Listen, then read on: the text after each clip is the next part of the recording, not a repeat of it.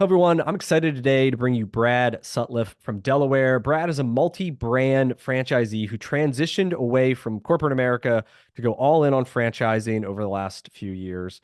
So welcome to the show, Brad. Happy to be here. Thanks for having me, Brian.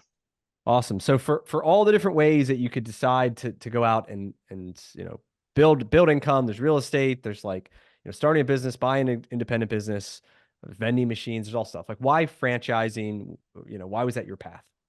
Yeah, I think franchising really checked a couple boxes for us. When we really started to get into it, I'd been in corporate America for 20 years. My wife had been a stay-at-home mom for close to 10 years, right? And as she says, she was certainly ready to start to talk to adults again, right? And we were in our early 40s, and we were kind of honestly looking at whiteboarding. I'm staring at a whiteboard across my office, but we really kind of said, "Hey, honey, if we're being honest, right? Going back into work, what does that look like for you? And what does that look like for us as a family?" And we were kind of being, hey, what do you think a salary could be? Because again, when you're taking 10 years off, you're kind of starting over. Yep. And we kind of looked at the math and said, hey, maybe you're going to be at 40, 50,000. You're going to get 2 weeks vacation to start.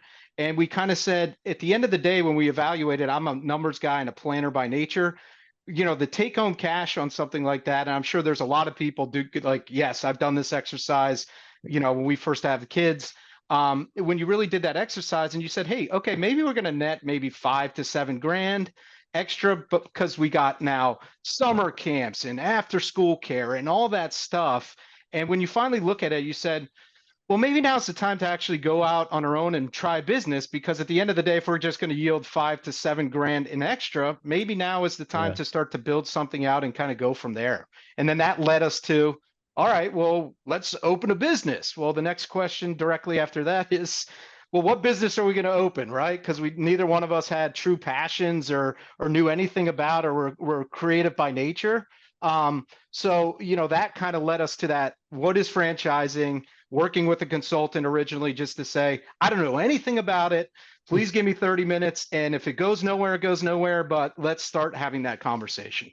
Awesome. Yeah, it's an awesome way to look at it too, from the cost it would take to, you have the salary and then with the kids and everything, it's like, and then what you're giving up versus like betting on yourself and saying, hey, I believe it can do it. In worst case, it doesn't work out, you get out of it and you go to a job, right? Like, Yeah, um, I look at it, right? You can always go and be a W-2 employee again, right? Is the way I look at it. Looking back now, because again, being in the corporate insurance world, I kind of realized I probably was more entrepreneurial than I ever gave myself credit, because again, it's a guaranteed renewable income. More clients yep. you put on the books, the more money you're making. So I probably had that entrepreneur spirit, and I wish I would have started this process earlier in life. But back, you and I are probably similar ages in terms. I remember I graduated college, University of Maryland, back in 2002, and my mom said in May, basically, you lose health insurance at the end of this month, go out and get a job. And I wish she kind of would have said, or maybe you want to start something. You can always work, wait tables, bartend at night, spend some time. But that was the fear factor of, oh my God, I got to go get a job because I need health insurance, and I got to start the racket of just being ingrained to say I've got to go get an income with benefits, and continue start that working career path, so to speak. So how long ago did you and your wife have that conversation about So that was about 3 years ago, where we really kind of said, again, she a was ready path to get for you to back. go? Yeah, our youngest was starting school full time, right? So we had at least the school hours to say, okay, she can get back part time, full time, or whatever that looked like. And then I had always thought, again, the true franchising world, or what that looked like, was basically, a Chick-fil-A model where you had to have $2 million of liquid cash to put down in a brick and mortar store. I had no idea the array of offerings that were kind of out there at, let's be honest, like a realistic price point to say, okay, we can get an SBA loan, or we have some cash to be able to put down, and let's look at building this out. And yes, again, we may not make money for 2 or 3 years, but when you start to pull that valve, so to speak, we want to always keep that valve on. That's the goal of this. But let's build it and bet on ourselves, like you said. And, we've been super happy with everything moving forward in our multiple operations. That's awesome. Yeah, that's a lot of what we talk to people about, is like there's this huge spectrum in franchising, right? And people there's on the one side, it's the fast food and the fitness and the multi-million dollar build outs that have a huge barrier to entry. And then the other side, like you bought yourself a job, it's like not scalable. It's like for people who don't want employees. And like that's what usually people think of like one of the two. And they're both actually true. Like both those scenarios exist, but in the middle, there's this entire world where people can build scalable businesses, right? That give them freedom and let them achieve all their goals. And that's the world I live in. That's the world that you now live in, right? But it's just unknown to the vast majority of people. Yeah, Um, I mean, we could have probably a whole nother podcast on what we learned in college and school, and right, and no one ever broke down, what is franchising? Maybe there's a good opportunity to franchising 101 class, right? yep. Or basic business operations, right? Like, again, I was always under the mentality of, because I'm not from a family of entrepreneurs. Like, we're hard workers, right? We've been in corporate America, but it is that W-2 mentality. I thought going out to get a tax ID number, right, would be like a 4-week process, and you had to go to the city and the county and do, and you don't realize, obviously, with technology that's certainly helped over the last decade or two. But I just thought, starting your business was some over daunting challenge. And not to say we haven't put the hours in the work in, my wife and I, but I didn't realize that in the grand scheme of things, you can go out and get an EIN number in a matter of minutes, so. Yep. That's funny. That's funny. Yeah. So then what was the first business that you got into? Yeah, so our first business, again, using a consultant, right? Because it's, how do we even evaluate these businesses? Don't know what these opportunities even look like. So we kind of spent that 30 minutes and we said, all right, let's take it to the next step. And again, you're in the game where you're Yep. kind of looking at, hey, let's look at 15. We represent 15 brands. Let's get an idea of what you like, what your wife likes, what we want to learn more about you. What are things that you don't want to do? Like, I remember looking at some stuff like, and no offense if anybody's listening, but some of the kid operations like education or sporting. And we're like, we have 3 kids of our own. We have enough to manage. We want no part of taking care of other people's kids. And so you're quickly eliminating some of that stuff. But it was such a cool exercise to kind of go through. And we basically said, Brad, you go do your research for 2 hours, take the information, you do your top three. Christy, don't even talk to Brad, but like do your top three. And then the consultant said, now, the minimal amount of information I know about you, I'm going to give you maybe my top three recommendations. And then you come and you kind of have an open conversation. Yep. And that led us to evaluating a couple opportunities. And the one we sold on very quickly was mosquito shield, right? And I always joke to people, I said, 3 years ago, if you had told me I was in the residential mosquito control business, I would have said, you're out of your mind. Like, what are you talking about? But it did really check so many boxes for us in terms of what we were looking for. So again, a couple of those are being, Yeah. What you was the know, checklist you had? I think that's like a super critical thing is having clarity of what the list is. So then when you find something, like it feels like it's this glove, right? That fit. yeah. And So at first, it's okay to say, I don't even know what that checklist is, right? But I think as you're going through and seeing 3 or 4 pages on these companies, right, their job is to say, here's where we think we're a good fit, right? So a couple of the boxes that we were looking at is one, seasonality, right? We live at the beaches. We're fortunate enough to live in a great community. So we were like, the thought of a seasonal business, because so many businesses out here are seasonal. And selfishly, we said, hey, if we can build this right and scale this up, right? 10 or 15 years from now, when we are like quote unquote empty nesters, maybe we all want to work our ass off for 7 months, but we want to disappear and have maybe some freedom and flexibility to say, hey, 4 or 6 weeks, we want to move down to Florida or travel the country and have a little bit. So right away, we're like, that seems cool. The guaranteed renewability aspect of the mosquitoes, right? So again, very simple. revenue. People pay you every single year for the service, assuming that they're happy with it. That was very insurance related to me because, again, it's very similar markets, right? You get paid commission every year. You do a good job, you Yep. renew that business, and it's building that book of business. And in terms of, hey, as long as you have more clients year in, year out, your top line revenue is obviously going to grow out. And then obviously post COVID, right? So this was right around when COVID was taking place. We saw where we live, again, we're about an hour and a half to 2 hours from Philly, right? We're Europe, Yep. Wilmington, Delaware, DC, Baltimore, and we saw this mass exodus of people basically saying, right, Yep. hey, if I can live cheaper and live at the beach because now my employer allows me to work from home. So we saw just the amount of growth here within the industry, within the home industry and home building.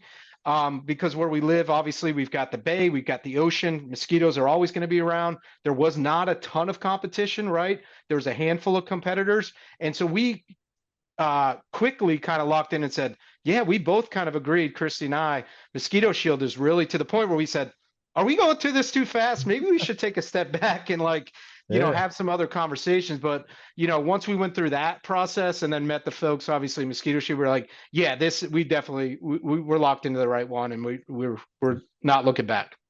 Yeah, and I think one of the things that I talk about, and I have this free franchise coaching program for guys like you for a couple years ago when you were in that, and that is what you said is exactly what we walk through in this program, where it's what are your goals? So like, why do you want to buy a franchise? And for you, you had the thing, you want freedom to spend time with your family, you want something that is, this gets you flexibility. What is goals from like a business model standpoint? And so for you, recurring revenue, something that was familiar, right? It's part of it. B, what are Yep. your skills? So what are you good at? Like, and you're good at like building these relationships and making sure people are happy with the service so they keep renewing, right? Like feels totally natural to you. Then B, budget, like it makes sense. A lot of these things you can get in for around 100 grand, 150, whatever. But Yep. the unit economics, makes sense and you get a strong return on that money in comparison to you put in the stock market or whatever, it's 7%. And then location, right? Where do you live? What makes sense for where you live? And like you said, like a lot of macroeconomic things are making sense for you. Just all these people moving, there's huge demand, there's not a ton of competitors. Like it's this need, it's always a need. And so thinking through those things of goals, skills, budget, location, and then having clarity around that is Yeah, and you got that defined scalability, right? Again, we started it from our home, garage. right? We got Yep. one truck, right? So Yep. again, as you scale up, so you have the fixed set of costs that you need to break even. Let's say it's 100 clients before you're really kind of scaling it up and the profitability starts to shoot up. But having the ability to say, really to get the thing off the ground, like you said, other than buying the franchise fee and the van, right? It's not a massive amount of cost in order to build this. The biggest issue we had, frankly, was the HOA that we lived in, right? When you come in as Yeah. with a work truck and it's my first time in the blue collar world and they say, guess what? You can't park your truck. And you're like, well, what do you mean? And, just learning that kind of stuff of, oh, you mean I got to pull my truck into my garage every single time I use it? And they're Yep. like, yep. And you're like, okay, all right. So you learn all these things through the process. Yep. And so you started that one 3 years ago. Was your wife really full time in that, like in terms of the focus on it? Because you still had your job. Like, what did that dynamic look like in the early days? Yeah, I mean, right? Everyone's got a million stories about working for your wife, good, bad, and the uglies. I say 90% of the time we work great together. The biggest thing we try to kind of get better at is right defining roles, right? So, Mm. who's going to be responsible for what? We're not overlapping each other on stuff. We made an active decision, no offense to our call center through Mosquito Shield, but no one's a better salesperson than us, right? In terms of the owners that know the area. My wife's on the PTO. What school do your kids go? Like being able to relate that versus a call center. I mean, so she's been fielding all the calls from day one. Now, are we going to scale up and get to a point where, frankly, we're going to have to turn on the call center because we just can't continue to do that year after year? Absolutely. But because we had the bandwidth with her and I being both Yeah. owners, and again, sometimes you only have the one owner, they got to wear all the hats. But because we had a bandwidth, we really pushed to say, Christy, you are very good at these calls. Your close ratio is so high because at the end of the day, the key is getting to that 300 or 400 level to really start to make money as the owners of the business on that end. But yeah, she's obviously full time in it. I say, my day job is still in the insurance world, but I've gone full entrepreneur on that end. So Yep. I've got some freedom and flexibility on that end. I'm leaning more towards, the finance, the numbers, tech training, right? So going out training the techs. The first year I sprayed by myself. I do think that's imperative, right? Know what your technicians are going to go through. Spend the season. Know what it's like to put on a 50-pound backpack, spray 25 homes a day. Know you're going to be exhausted. As I joke, I tell people, there were some days I'd come home, it's 6 at night, and I'm like, Dad's going to bed. See you later. But being able to get that full business aspects of seeing everything and how it relates. Yep. But trying to define those breakdowns for us. Okay. Yeah, I think that's an interesting point too, in terms of like, the franchise has like a lot of them do have call centers, right? And it's a big selling point, but then it's many times it's not required so that you can take it back and you Yep. get better, like you learn it, right? And then you build enough that, now you're good and you're getting busy and then you can give it back. So a lot of times it is this like fluid relationship in that, it's good for you to say, to recognize that and like take control over it and then, realize, hey, this is a skill that you guys have, right? She's really good on the phones, really personable and going to do a better job. So, Yeah, and again, I think the thing was how fast our goal was how fast can we get to the 300 or 400 level yep. where again, just being full transparent, maybe we can make $50,000 as the owner, right? And Yeah. again, scaling it up from there and getting more and more income because the profitability goes up from there. But our goal was, hey, by year three, right, or the finishing year three, we want to be at that level. Well, what is it going to take to do that? Well, we made a conscious decision that says, Christy, because your close ratio is so high, that by you doing this, we're going to be able to get there, right? And it's going to be realistic versus maybe using a call center that's more of a slower burn and it takes 4 to 5 seasons maybe to get to those numbers. That's why we really kind of fought hard and said, no, we need to do this because we want to get to those certain goals and those targets that, Yep. we had set pretty early on. Yep. So then, so that was 3 years ago you started. So how many did you hit? Where are you at today in terms of your customer count? Yeah, so again, we're getting full. It's May 10th, right? So we're fully started into our third season, right? Okay. So year Okay. one, we finished at 75 clients. Yep. Year two, we got to 215. Okay. And then year three, our goal is to get to 350 to 400. And again, Brian, you have experience in this, but basically on average between 150 to 200, you're adding that second vehicle, right? So over the winter, we added our second vehicle. We think that's actually going to be a lot easier this time because you have multiple trucks and Yep. you can get to people in a timely manner. So again, we're excited about that. And we do think, again, getting to that 300 or 400 window is going to be realistic. And revenue wise, let's say on average, it's about $500. So, 400 times $500, Yep. whatever that number is, 200,000. I mean, that's the top line that we're kind of looking at, to be able to bring in by the end of this year. Yep. Okay. And then when do you really start to pick up your customers? Because it's May now. Like, are you starting to pick them up, or is it you pick them up Yeah, throughout the season? Yeah, I always tell people, I mean, really, right? That the crappy thing, if we're being honest, right? We have 120 days to really kind of capture sales, Yeah. right? Yeah. So we got to do the winter planning is important, right? So you say, do we want to evaluate TV, radio, billboards, like doing all those checks and balances? So basically, let's say April 1st, our billboards went up, right? We did all the planning, we cut the check, but we said, really, you have April, May, June, and most of July, all of July, but you really have 120 days, right? So, like last year, we kind of said, Chris and I, we said, we want to do kind of a mini sales challenge, 100 sales, 100 days, right? We said April 1st, we're going to start and we want to hit 100 sales. So we need one sale every day for the next 100 days. We were able to exceed that, which was awesome. But yes, if you have a block of time where, let's say, 1 week goes by or 2 weeks and you forgot to do something marketing, turn on your SEO or dial up maybe your pay per clicks, like that can be the difference between a good year and a great year, right? Because again, you have such that condensed sales window that you really have to be a planner by nature to say, because we really do have that 120 days. And then August 1st, yes, we may get a trickle of Yeah. sales kind of coming in the door, but for all intents and purposes, the season's wrapped up. Yep. That's awesome.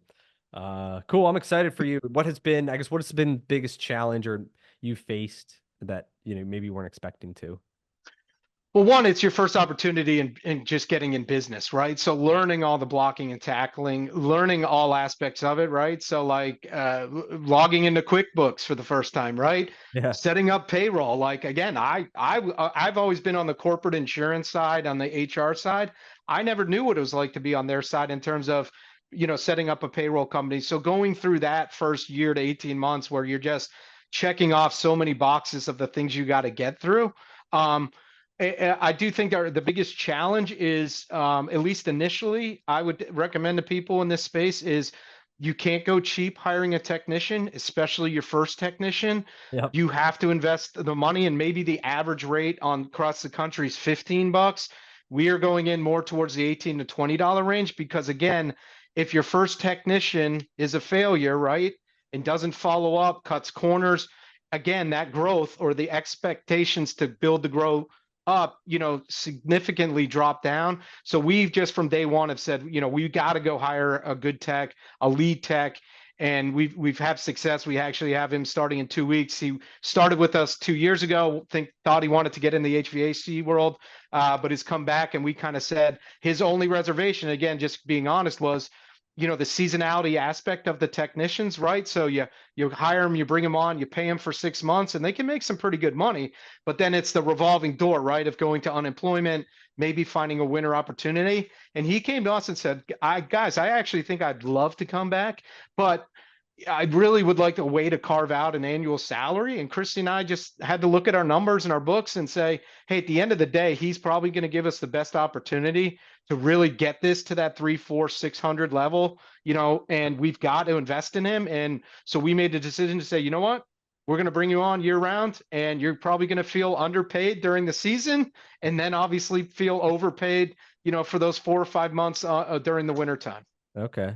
Have you thought about trying to have another business or something he could do in the winter to generate revenue?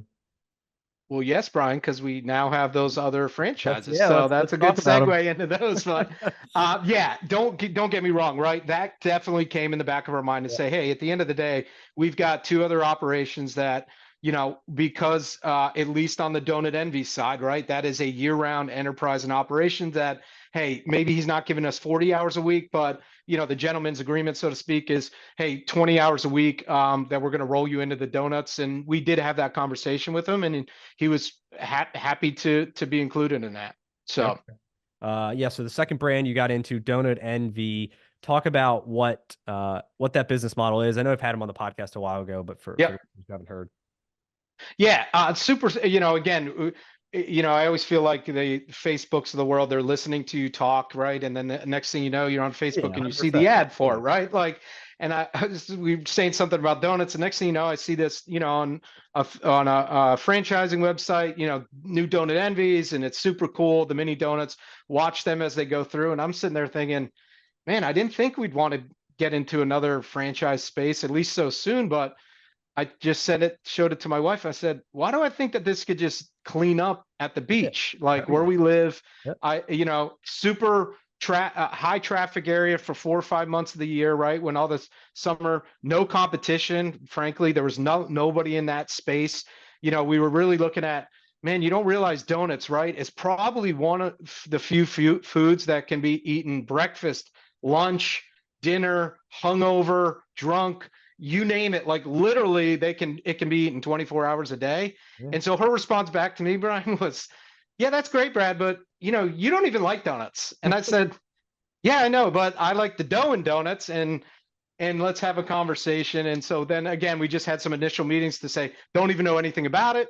Let's Yeah. kind of have some conversations. And then of course my wife said, well, that's great, but do you think we should at least go try these donuts, because we need to like them or we Yeah. can't? And I Let's said, sell yeah, them. that's probably a good next step, is to go taste them. And we ended up we were on a vacation and we went to one of their brick and mortar store, um, and tried their donuts and fell in love, Okay. from the start. We're like, oh, Up in these are Philly. unbelievable.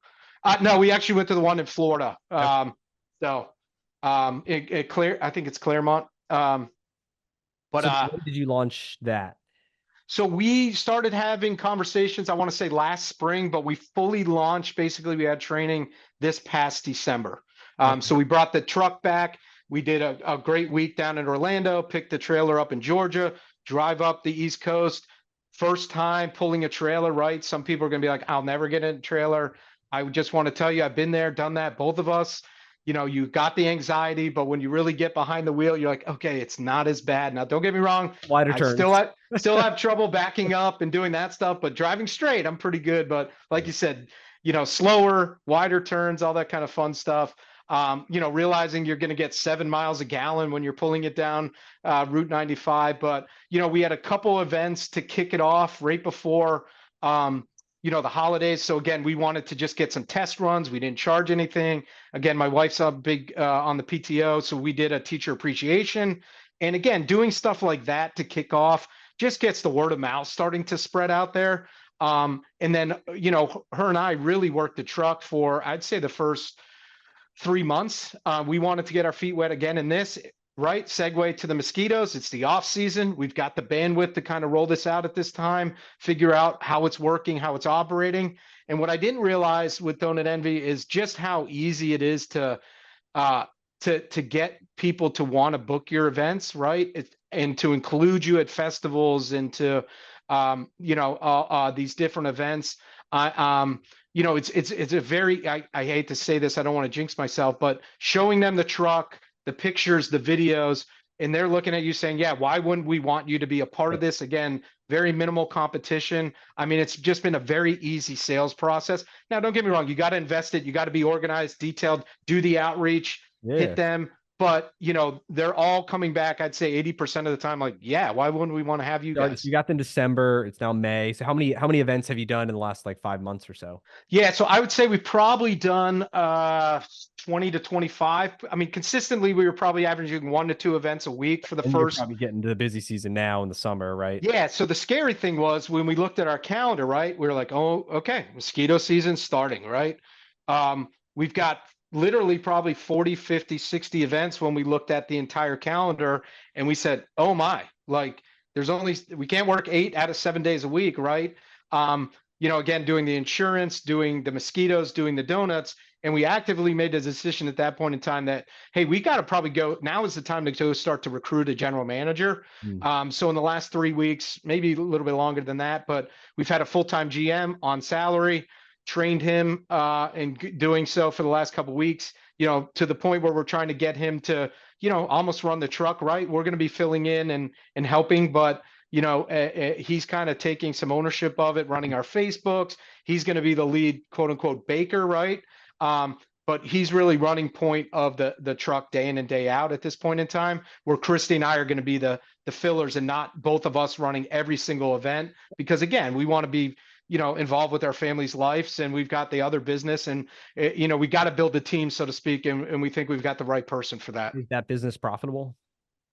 Uh, yes, I would say, so again, we can talk about setting up, but the biggest cost in that is the trailer. Yeah. Yeah, If you you have want the me to, startup costs, you invest into that. But from an event standpoint, like what are you seeing on a yeah. per event So basis? yeah, the last couple months we've probably been doing $4,000 or $5,000 of revenue a month. Yeah. Now that we're getting into like Memorial Day, right? Beach. Like what, two, I, but only like two events, something like a couple of events, right? A handful of events per month. Yeah. I mean, Yeah. you're probably talking, I'd say on average, you're right. Low end is 500, right? Yeah. I mean, that's kind of an event that you can evaluate. Is it worth doing it? And then we've had $3,000 events, in a 4 or 5 hour period, right? Our goal is to consistently be, you know, uh, I'd like for at least the next 6 months to be in that $10,000 to $15,000 a month range. And I do think that's realistic because, again, what our general manager has also found is we have a major road, Route 1, where all the beach people kind of drive to. We were able to secure a local vending spot 2 days a week now, Okay. Yep. where he can kind of work the truck by himself, bring in some revenue, get donuts in people's mouths is the key. But we're really excited about that opportunity to, again, build up, expand it, and add a little bit of that. The margins Some of are the pretty high yeah, in that business. yeah. I mean, they're definitely high. I'm probably afraid to say it, but yeah, they're in the 80 to 85% once you kind of get into, once you get 6 months, a year kind of I into it, and you're kind of I paying that remember out. talking to you buy this like bag of dough or flour or whatever, donut mix, and like Yeah. one bag, I don't know what it costs, but you can make like hundreds and hundreds of donuts, and you make them on demand, so you have like almost zero waste. Uh, Yeah, if you look at like a barbecue truck, right, that they're like, I don't know how many people, we got to smoke all this meat for yeah, 14 hours yeah, and we may lose a crap load of inventory, right? Where yep. with us, like you said, we're either turning the machine off because, again, they're made to order, right? And so we don't have a lot of wasted and overhead products. And that also goes back to, Brian, to like creativity, right? Like Alex and Amanda, they spent years and years of perfecting, right, the lemonade and the mix of the donuts, right? And again, I'm not good at it. Two, I don't have the patience to do it, but probably the amount of testing that they did on to develop this kind of mix where people are literally like, this is like the best donut I've ever had. Like it's incredible, and that's where again, as a franchise, or like I want to come in and be like, you guys have spent 5,000 hours perfecting this. I just want to come in and sell it and be good at what I'm good at. Yep. Um, that's awesome. So then you decided that two wasn't enough, Yeah. and let's get into a third business. So let's talk about that. Yeah, so that's a good segue, as we say, um, we have three kids, and I joked to my wife, I said, well, we got to leave one to each kid, right? Isn't that how we have to set this up? And she's like, you got to be kidding me. So when I joked to her, I said, I think I found our other franchise. And she's like, no way. Come on, man. Like we're busy enough. We got enough. And she just said, what is it now? Like, just entertain me. And I said, it's very simple, honey. And she's like, what? I said, it's just popsicles. She's like, just popsicles. So literally I showed her, friospops.com website, sent it to her. And I didn't even think about it. I went up to my meeting in my office. I had a couple meetings. And next thing you know, I come back 2 hours later and I'm like, what are you doing? She's like, I'm still looking at your popsicles. I'm like, okay. All right. So she's like, I think this makes sense. And what you realize, what we were thinking about, one, Brian, I had reached out to you because you had been talking about this. I think it was 6 months earlier. You did a repost, and I said, you know what? Like, I want to have a conversation about this and learn more about it, because what we were realizing is we have so many of these events that are already booked up, right, with donuts. Frankly, selfishly, right? Why can't we bring another operations and make not double the income, but put us across one over here, one over here? We're already going there.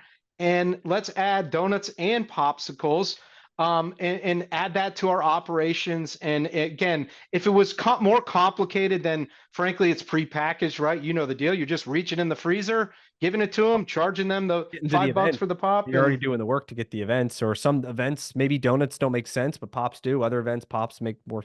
Like, you're already doing the work, it seemed like. yeah, and you're also having conversations with groups, right? Like, frankly, donuts may be a higher price point than popsicles, right? Now, if somebody's outreaching to us on donuts, right, we're going to lead with donuts. But if they say, hey, the budget is maybe not what we wanted, or yeah, we don't have the time frame maybe to work in, and we're saying, well, no problem. We also do have a sister company, and it's friospops.com. Do you want to learn more about this? And again, it's just having another arrow, right, in your quiver, so to speak, like, to be able to offer it. And I look at all these businesses, right? Like, at the end of the day, right? Again, being in the corporate insurance world, I was putting out problems most of the time, right? Insurance is not something most people want to use, right? It's usually, we all need it. It's super important. I understand, but frankly, when I was dealing with clients, it was typically around problems, right? Claim didn't pay, my health insurance Oh yeah. was Oh, denied, and all that fun stuff, right? oh, And yeah. I look at these as,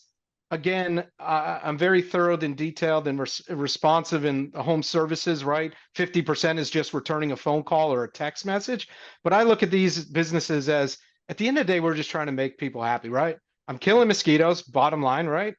Yep. We're giving people donuts and lemonade, and we're giving them popsicles. And at the end of the day, these aren't overly complicated or sophisticated. I looked at something in terms of, if the worst thing I do is undercook your donuts, I'm happy to make a fresh batch. I'm happy to refund you the $7 for the bag. This doesn't have to be like Yep. super sophisticated. And let's try to sell fun and smiles and really just make people happy is really the bottom line of all three of these businesses. So we're having super fun. I mean, as we said, we're getting our sweet ride next week. Super fired up about it. Already have a lot of interest and intrigue. On rolling that out. But we think we're set up, again, especially where we live in this beach community, to Awesome. really have some fun with it, and that's what we're looking to. And again, sorry, I'm rambling a lot, but the coolest thing I would say about franchising too is, I've got children, 13, 11, and 8. These aren't overly complicated business models, right? Allowing them the opportunity to see you grow a business, and showing them that entrepreneurial side. So maybe when they do get it into adulthood, they're like, I'm not afraid of this. I'm going to take the risk. I'm going to take the challenge. But, this isn't overly complicated business models in terms of, here's what we sold in popsicles. Here's what the popsicle cost. Now, they think it's all take home, and you got to explain, well, we got to pay the man, and, and this stuff. But, it's cool to see them invested into seeing, we joke, we share tips, right? So if it's Christy, my wife, myself, and one of our kids working the donut truck, they can see that square board and the tips. And we're like, hey, we made $40 in tips. We split that 3 ways. Like, you made $18.50, and they get fired up about it. And it's super cool to see that experience. Like that's been probably the most rewarding for us as parents to see them invested in that. Yeah, and that's one of the things too. And we talked about there's like that checklist as a goal is if one of your goals is to have your family involved in the business, like your kids involved in the business. Like in some people, that's an intentional goal. They want a business that the kids can be involved. And so yeah, something like a simple ice cream truck is a great family friendly kids thing. Yeah, you're not going to make millions of dollars, but like it gets the family together. You have fun, like you make memories, like you serve happiness. And if that's the goal of it, right? Versus like, you're not going to get them into a staffing business or right, some B2B thing, right? So a lot of it's figuring out why do you want to do it and then finding something that fits. Yeah. And so And I think it's important too, if you don't mind me just adding in too, like I'm not, overly independently wealthy. I know some people are probably listening to this like, man, you must have a lot of money that, either you got in the corporate insurance world or you maybe had family money or something like that. Like at the end of the day, we took a risk, right? I quit, we left the corporate world, so to speak. There's different funding vehicles that allow you to do this, to be able to set up these businesses, but by no means was I at a point where, I got $1.5 million and I can just throw some money here, money there. Like we were taking a big risk. I mean, there's certainly been sleepless nights as we've built this out, but we believe in ourselves and the ability. And again, looking at some of the funding opportunities that are out there by using maybe your retirement plan to offset or to get you more cash flow positive right from the start. Again, these are things that I wish I was taught in school and learned about, rather than learning them in my 40s. But I want people that are going to be listening to be like, hey, I only have $100,000 in the bank. It's okay. Like you still can, pursue these opportunities. yep. That's awesome. Yeah, there's a lot of different ways you can fund it. You just gotta, go down the path, investigate, figure out what feels right for you based on your situation and goals and risk tolerance and all that Yeah. stuff. Good. So I know we got a few minutes. I know you had a few questions. Do you want to pick one or two of them and we can go? Yeah, I wouldn't mind. I'd love to get your take because, again, I guess the biggest thing that I love on the franchise world is the term semi-absenteeism, and I'd love your kind of thoughts on what you think that means. I know it's probably the catch in the marketing sign. I was looking at, hey, if everyone could work 5 to 10 hours a week, semi-absenteeism, we'd all be doing it. Is it just the marketing uh, te technique? But I mean, at the end of the day, you're going to get out what you put in, right? And Yep. yes, could we get there 10, 15, years down the line where you've got the middle management team like maybe you guys have in your corporate operations? But I'd love that question from you. Yeah, so it's kind of like someone's got to do the work, right? Like Right. I think there's a misconception that the thing just like runs itself, like there's this magic that happens. But so either like you have to do the work or you have to have employees that do the work, right? And whoever does it, like there's a service of excellence that needs to be delivered, right? With happy customers and good service and technicians that follow the process in the field or whatever it is. And so like if you can hire good people, you pay them well and you train them and you hold them accountable to do the things you want to do, then yes, like you as the owner don't have to be as involved in the field holding their hand because you've got good people who you trust to do it. But I think where people get in trouble is like they think they can just hire somebody, put them through the franchise training, and then boom, they can just let it go like it's on autopilot. And then that's Right. where I think they really start to have problems because then the people are taking shortcuts. There's like low accountability. They don't maybe they're not reviewing numbers and scorecards on a regular basis. And so then things start to fall apart. The business isn't growing. The cash flow is not good. Now they find themselves like all in, or the person quits or whatever to really try to get it back. And then now they're working two jobs. And so I think like the business can be built to be whatever you want it to be. It's just a matter of, you need enough cash flow to then have enough payroll budget to hire the people who are high quality enough to have independence and have the drive to make it work. And so if the business is small, that's harder, right? To have enough payroll to hire that Right. GM. But as the business grows, you can allocate more and more, money, or at least, as a percentage it grows, to really good people, which then ultimately gives you freedom to decide what are you going to do with your time, right? So you're like, all right, well, I'm not going to like spend a bunch of time like in the weeds spraying mosquitoes. So what are you going to do? And you're going to work on higher value things, which could be, hey, I'm opening up synergistic businesses, or or you're working in the business, but you're working on how do I build wholesale accounts? How do I build commercial accounts, right? Like you're still in the business, you're working to grow your revenue, your cash flow, but you're working on higher value things, Yeah. which is ultimately the goal. Like the goal is, I mean, at least for me, like the goal wasn't that I like do less work. It's that I do things that are more fun and challenging and ultimately can help, make me a lot more money, and are more rewarding. Like, so anyway, long Yeah, I answer. loved your line of your 80%, right? If you can replace yourself 80% of like that's actually rank, like okay, get it. Like I told my wife, like I did spray the first year, I liked it, but at the end of the day, I'm too overqualified, right, to be going out to do the tech work. Like again, if we're just being honest, right? Like my time is better Yeah, served, yeah. doing Building more things in the relationships, operations. sales, and like working on the finance and the numbers and the margins and route efficiency and how do you become more profitable and like, as the owner, that's what you should be spending your time on, Yeah. Okay.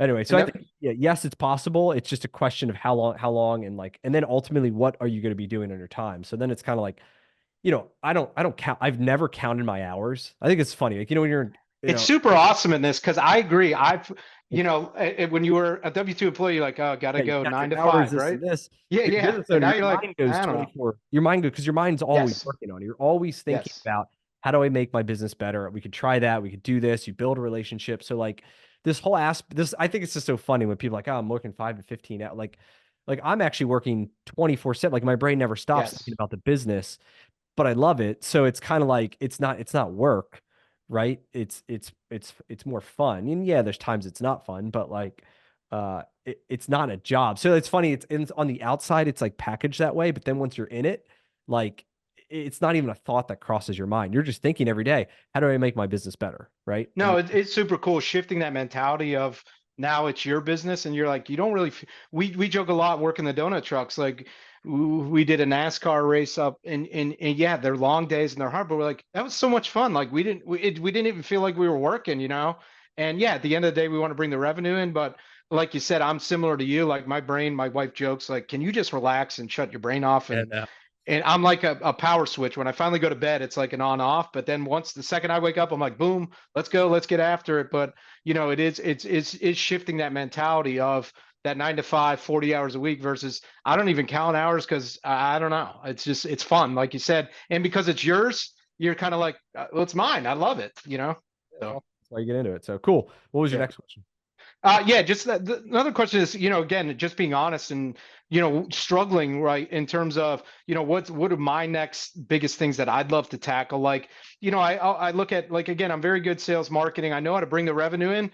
Now, sometimes I look at struggling in terms of like how much marketing should I be allocating? What should pay? Like looking at some of those breakdowns of, 10% should be allocated here and there. And, I didn't know if there's recommendations on like, when you have multiple entities like this, like, do you look to get coaching in terms of maybe a micro CFO that, can help you break some of this stuff down? Because again, when you have multiple stuff like this, my biggest fear is like, I don't know how much should we be spending towards marketing. I know each business is a little bit different, but frankly, getting to a point where, I'd love to say we're making X number of dollars from here, X number of dollars here, next number of dollars from here, and then everything else is kind of working behind the scenes. But that's the biggest need that I see for me in the next 6 to 12 months.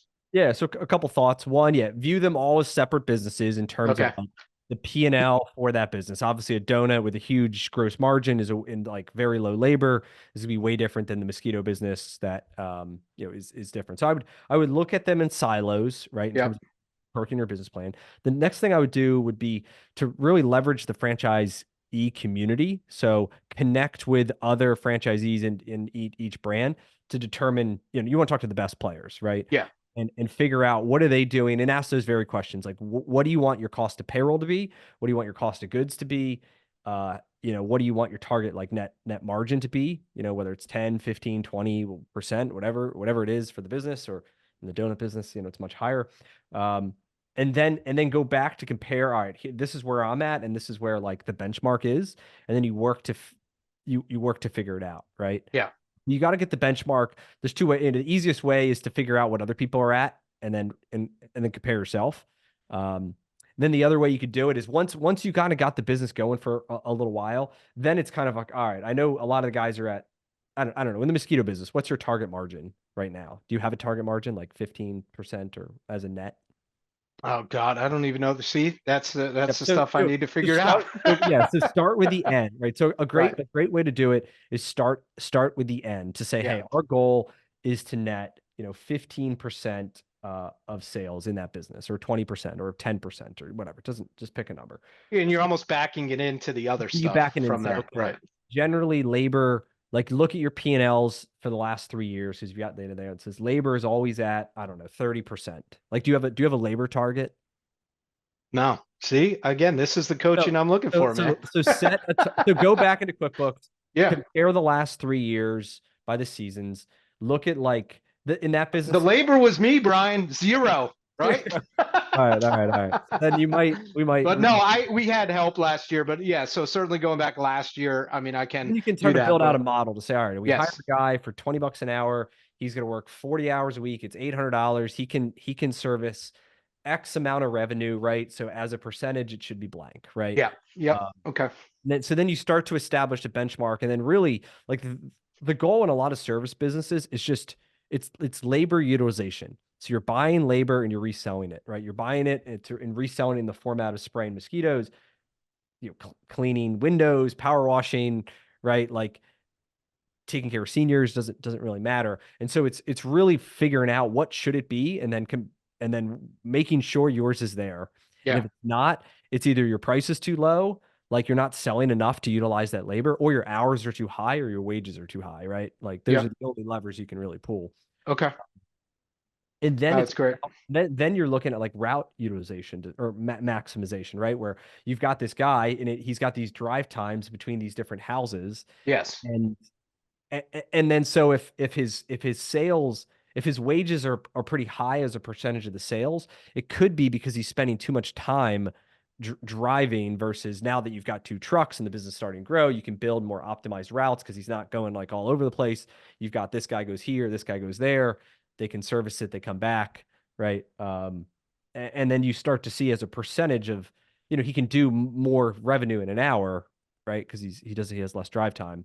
Um, and so anyway, those are the things that I would start to look at. In the Okay. other That's businesses, great. I would look at I mean, labor should always be there, right? I know you guys are doing it, so it's kind of but you should count the hours at least of, all right, you know, start time to end time, and then how many hours did it take if we were to pay someone, what would we pay, right? 15, $20 an hour plus, they're going to get the tips. Um, just to see like what that number. So as you start to grow, you're going to start to replace yourself and you're not going to Yeah. do this, right? And then it's cost of goods. Like in that business, it's all just the cost of goods. Yeah. Um, and knowing what that number is. And then it's just revenue, right? And it's how many events can we book every single week? And the ice cream truck, can we just have it hit all the high income areas or all the neighborhoods, right? So if you're not an event, it's out driving, the songs ringing, and like that thing could be generating revenue every single day. But Yeah, I mean, it's funny because we've staffed up accordingly, looking at like I'm cross training a guy literally on mosquitoes, donuts, and yeah, popsicles, and basically being like, dude, you're going to be my jack of all trades and wherever we need you. But I'm looking at it like if there ever is an an off day that you got nothing going on, you should always be able to get in that popsicle truck and just drive yeah, around and yeah, see what you yeah. can do. Yep. So anyway, I think that's good. And I would just so one of the best advice is get a scorecard for each business with the like 5 key numbers for that Yep. business. So it would be in the donut and the popsicle business, it's number of events you booked probably that week, Hmm. or either booked or completed. You might want to look at both because one, I don't know how far in advance you book these things. It sounds like you book them pretty far, right? Uh, Yeah, I mean, we're typically 3 to 4 months out, is what I'd So, say. so Yeah. so you definitely want to look at leads booked or Yep. events booked, because you kind of want to always be filling the funnel, and then completed, events completed, and then revenue from the events, cost of goods, most likely as a percentage, um, or probably as a, nah, you probably can't look as a percentage because you buy the stuff like in bat, and use it. That would probably be a longer term, like a monthly thing. It'd probably be revenue events, revenue, and then some sort of payroll metric Okay. would Great stuff. I would look at. And if there's any others that like are really critical to the business. Because then if it's like, hey, we can see our lead, we booked 0 events last week. Like, oh shit, like this week we gotta turn it up. Like if your goals, I don't know, three book every week or whatever. I don't know what the numbers are, but like then the next week you're like, all right, what are we gonna do this week to drive it? Well, And yeah, here's an example, right? We did an event last week that we paid for, right, to get in. And I was like, God, I guess I got to look back and see what we paid for, right? And again, just developing the processes and the things. And I said, oh, I didn't realize that was a pretty expensive event, like $750, which to me means, hey, we got to generate, that's a lot of X number of dollars. Yeah, 3,000 to 4,000 or whatever that metrics is to say, do we want to do this again next year, right? A lot of times we're just saying yes because the first year you got to be going out doing these events, just get donuts probably and good mounts. in that But event business. I would keep a pretty good log. Like I yeah, would have like an event debrief where after every event, you're writing the weather, right? You're writing, weather, yeah, start time, the end time, what did it cost? How many units did you do? Who are the other vendors there? Ultimately, would you do it again? Because a lot of these yeah, annual events, and like you're gonna forget about it in a year from now after you go yep, to so many like NASCAR things, like which is the best one. Um, anyway, so I don't know if you're doing that now, but probably an event debrief, database would be a really good log to have. yeah, Um, totally agree. and then that's like a constant thing. So. But yeah, you're doing cool stuff. I think it's exciting to see kind of grow. And I would probably, if I were you, pretty focused on the 3 you got and really get them all up to the point that they're each hitting whatever cash flow goal that you're looking for. Uh, and then look into how do we probably grow. Just we buy more units of the same brands is sometimes an easier path. Um, but anyway, it's a whole nother. Yeah, my wife definitely said we're done. Because So then if it's like I've you got, expand, now you got 2 donut trucks. Now you got 3 donut trucks. Now like yeah, you're driving 45 an hour, like down the beach or up to Wilmington or wherever.